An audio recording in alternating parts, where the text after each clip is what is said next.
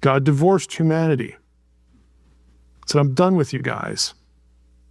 This is our third go-around. We've had Eden, we had Genesis 6, and then I sent the flood. First, I kicked you out of my presence. That didn't work.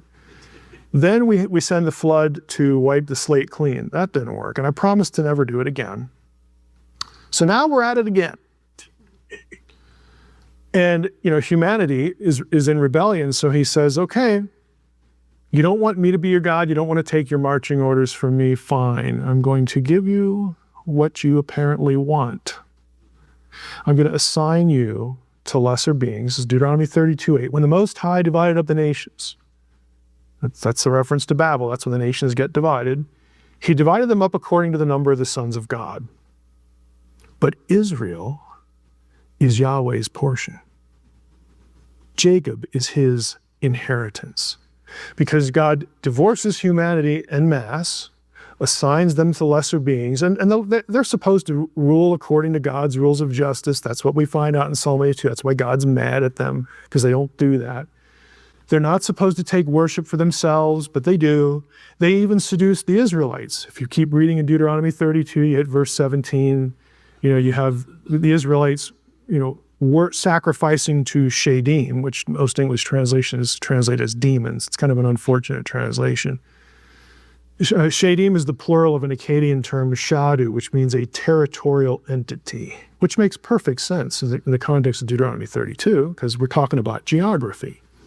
But they seduced the Israelites into following them. That's not what God wanted. So God divorces humanity, and then what happens in the biblical story right after Babel? He calls Abraham. He says, now watch, I'm not done yet. I've kissed you guys goodbye, but not permanently. I'm going to go to Ur, and I'm going to call this one guy.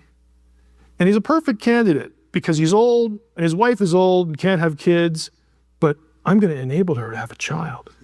And I'm going to start my own human family all over again. Just watch. They're my portion. They are my inheritance. And so God makes a covenant with Abraham to do all that stuff.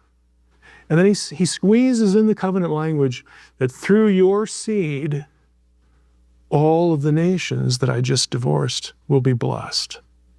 I'm not forgetting about them permanently, but they are under judgment. They are exiled from me. And if they want to come back to me, they have to go through you. That's why they got to become part of the Israelite community. The Israelite community is the only one that has access to the truth about the true God.